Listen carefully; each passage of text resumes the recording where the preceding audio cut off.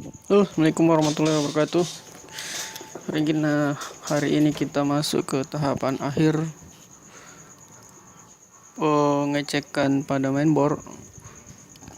Kita masuk ke blok LVDS, di mana blok ini adalah tahapan akhir pemeriksaan.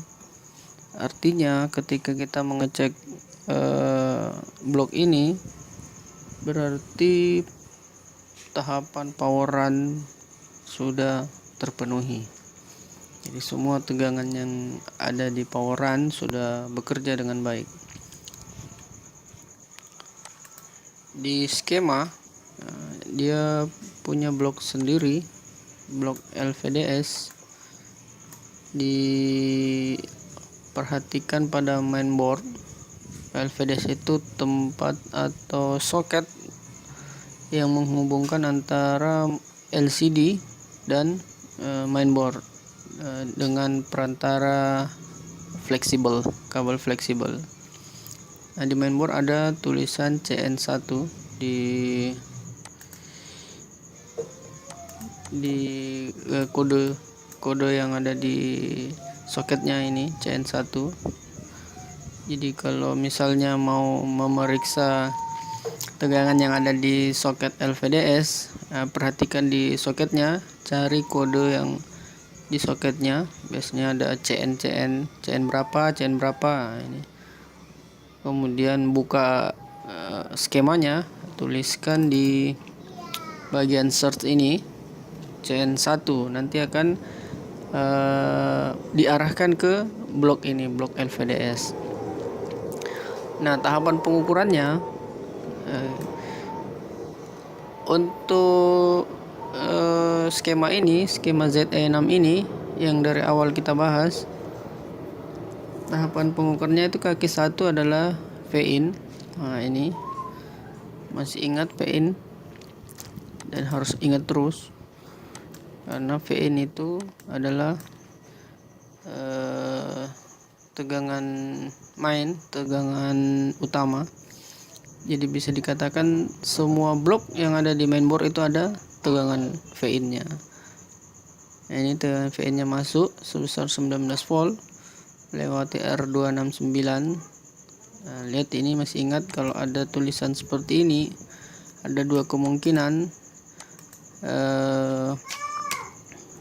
Ada dua kemungkinan kondisi, bisa R-nya ditiadakan atau ada R-nya tapi nilainya 0, atau hanya nilainya 0, atau ini hanya dilewati saja, langsung tersambung di mainboard tanpa ada komponen. Jika ada tulisan seperti ini nih.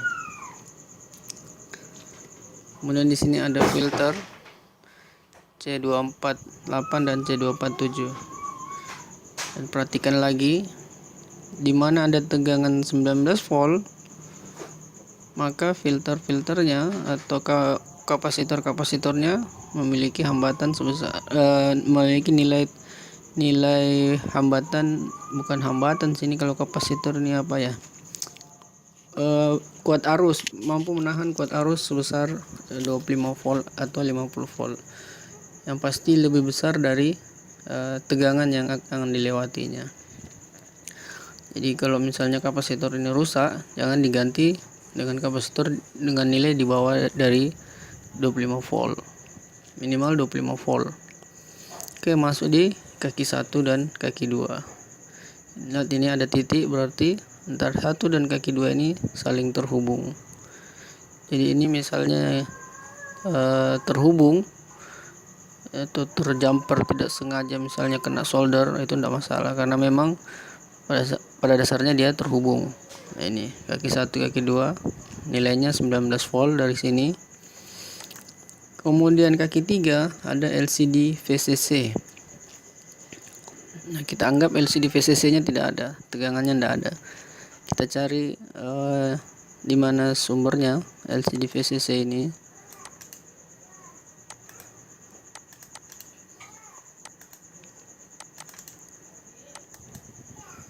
Tidak bisa.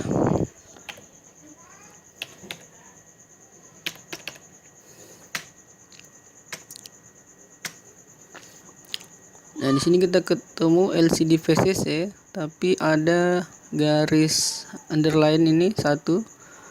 Berarti LCD VCC ini dan LCD VCC yang tadi, yang ini, tidak satu jalur atau tidak terhubung langsung.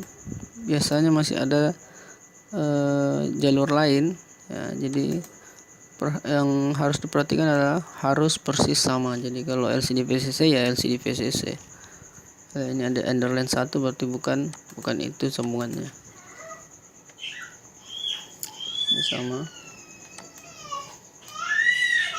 Oh, nah ini. Nah, jika ada seperti ini, berarti LCD VCC ini dan LCD VCC ini adalah sama. Nah, dari sini kita baru tahu. Oh, ternyata LCD VCC 1 dan LCD VCC itu memiliki satu jalur. Jadi harus dicari dulu untuk mengetahui LCD VCC 1 ini atau dengan LCD VCC ini satu jalur apa bukan. Nah, dari sini kita bisa ketahui LCD VCC dan LCD VCC 1 memiliki jalur yang sama. Ini dibaca oleh R257. Perhatikan ininya. Selalu saya ingatkan, ini diperhatikan. Nah, karena LCD VCC tadi dari sini, atau kita coba search lagi untuk meyakinkan kita bahwa tidak ada LCD VCC dari sumber lain. Nah, kembali lagi ke dia, berarti memang LCD VCC. Nah, ini sama, masih di jalur yang sama. Ini juga soket, jadi tidak mungkin sumber. Enter lagi. Nah, selesai. Jadi tidak ada lagi LCD VCC selain itu. Jadi bisa dipastikan LCD VCC, sumber dari LCD VCC adalah LCD VCC 1. Nah, ini. Jadi yang tadi masuk sini kemudian mengalir LCD VCC ini tersambung dengan LCD VCC ini, maka yang sekarang kita cari adalah LCD VCC underline 1. Nah, ini kita tambah 1. Ini metode pencariannya sama di semua blok, tidak ada perbedaan. Sama metode pencariannya, cara baca skemanya juga sama. Oke, kita enter. Nah, kita menemukan sumber LCD VCC underline 1 ini di U16. Ini ada out, berarti keluaran. Ini ada in, berarti masukan. Jadi bisa disimpulkan inputnya adalah kaki 6 dan kaki 4 U16 ini. Kemudian outputnya LCD VCC yang di-trigger oleh kaki 3. Nah, ini yang sering mengalami masalah. Masalahnya di mana? Di tegangan U16 kaki 6 dengan 4 ini ya. Tegangan plus 3V ini hadir, tapi tidak sampai keluar ke LCD VCC 1 ini. Kenapa? Karena biasanya trigger ini tidak bekerja.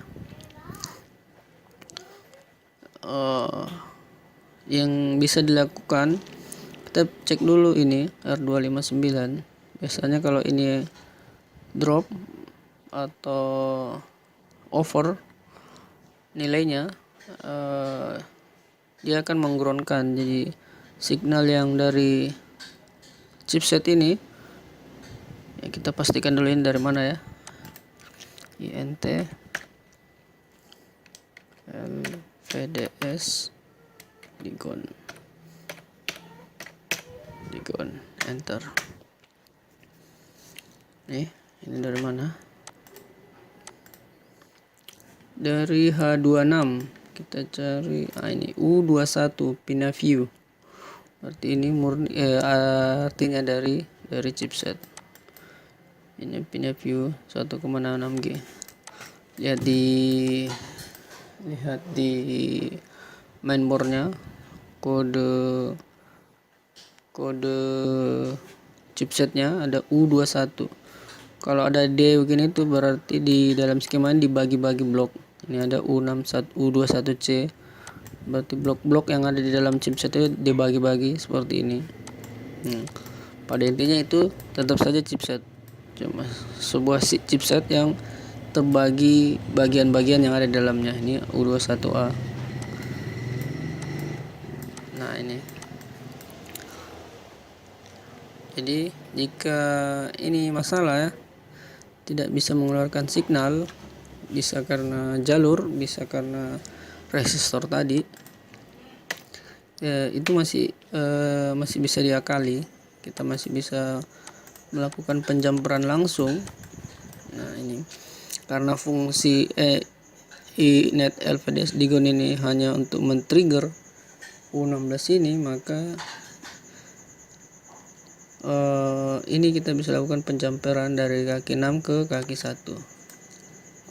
Ini kalau mau melakukan penjamperan seperti ini, U16 nya tidak usah dilepas, biarkan saja di posisinya, kemudian kita tarik kabel kaki 1 kaki 6, kita hubungkan langsung. Kenapa? Karena ini sudah plus 3V. Ingat, plus 3V adalah posisi blok S0, blok akhir. Begitu juga LCD VCC ini adalah tegangan-tegangan yang keluar di LCD VCC ini adalah S0, sudah kondisi S0. Nah, ini ya, ingat, kalau mau menjamper ini bisa langsung saja tanpa melepas IC-nya. Atau kalau ingin, atau misalnya punya komponen, coba diganti dulu U16-nya. Bisa jadi U16-nya ini bermasalah. Tapi selama ini saya biasanya langsung saya jumper, karena belum pernah menemukan masalah akibat jumper ini terjadi yang tidak diinginkan. Oke, jadi jalan ceritanya sama, plus 3V ini masukin, kemudian keluar V outnya menjadi LCD VCC 1, terhubung ke LCD VCC 1 ini, masuk ke LCD VCC. Nah, LCD VCC ini adalah yang masuk ke LVDS di kaki 3, di kaki 4, dan ada di bawah lagi nih di kaki 30.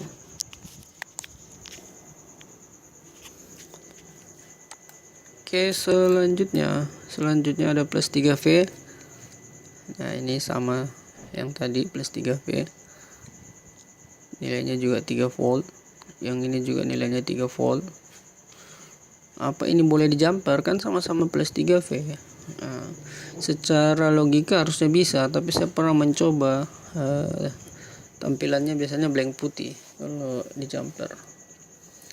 3V dengan ini karena sama-sama 3V. Jadi saya pernah mencoba cuman tidak berhasil, artinya hasilnya blank putih. LCD hidup nyala tapi blank putih. Ini CCD power, ini kalau tidak salah untuk kamera. Biasanya saya tidak ukur sih kalau yang begini-begini. Ini input plus 5V, ini di kaki 78, ini juga harus ada. Tidak wajib sih ini, sebaiknya ada, tapi artinya tanpa dia pun dia harusnya sudah bisa tampil. Kayak ini USB con. Ini biasanya saya tidak ukur karena ini hubungan ke chipset. Yang saya ukur selanjutnya adalah dispon. Ini yang memberikan cahaya ke LCD bersama LCD V adjektif ini, VADJ. Ini kedua ini harus ada, tidak boleh tidak ada. Jika salah satunya ada, yang lainnya tidak ada, ini bisa dijumper kaki 13 dan kaki 14 ini disambung. Ini masih bisa karena fungsinya sama. Cuman biasanya kalau LCD VADJ tidak ada, dispon juga tidak ada. Kita cari dispon ini asalnya dari mana. Kalau LCD VADJ ini sudah jelas, kita lihat ini asalnya dari chipset.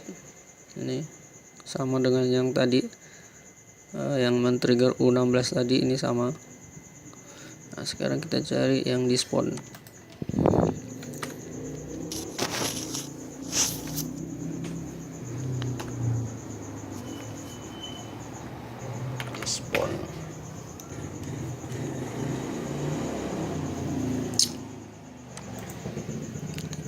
Ini ada display. Coba kita cari lagi di bagian lain apa ada.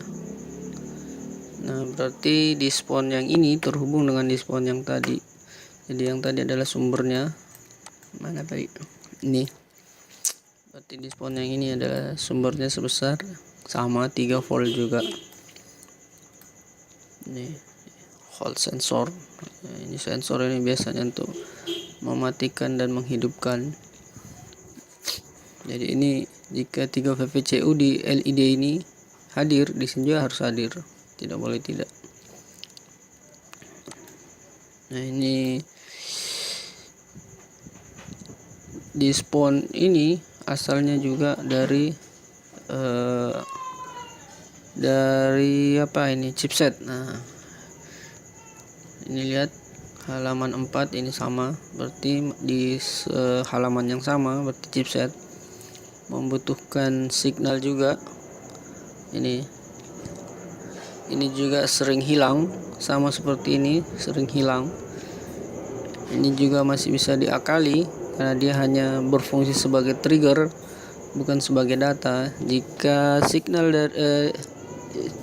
dari chipset itu adalah data, maka kemungkinan besar ada yang tidak berfungsi. Tapi jika signal itu hanya berupa trigger, nah itu masih bisa kita akali, kita masih bisa melakukan jumperan untuk melepaskan input ke output dari IC atau MOSFET.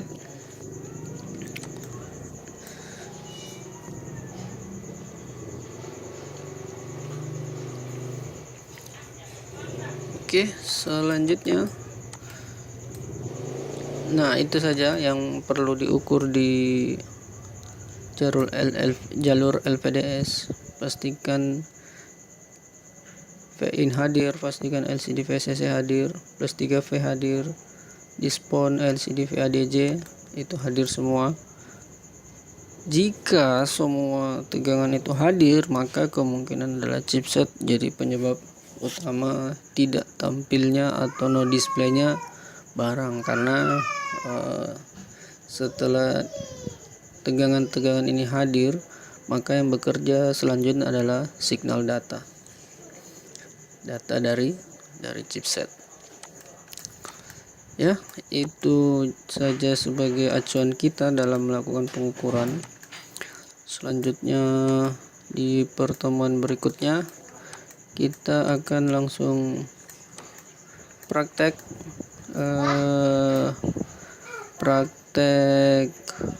proses pengukuran mulai dari awal, mulai ketika mainboard kita kerjakan sampai selesai, dan membahas kasus-kasus yang sering ditemukan di laptop yang lagi bermasalah. Oke, sekian dan terima kasih.